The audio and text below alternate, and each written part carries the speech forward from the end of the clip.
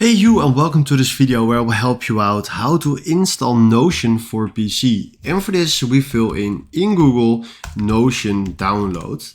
And then from here we can go to Notion desktop app for Mac and Windows. And then we click here on download for Windows. Then right now it's downloading, and when the download is finished, we can click there on that launcher. So let's see.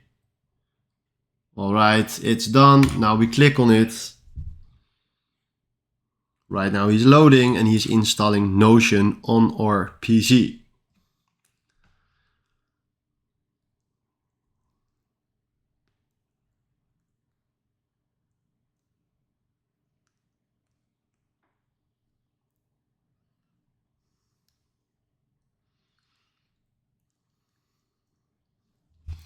So right now the download is done, and now if we log in, we can use Notion on our PC like we used to do.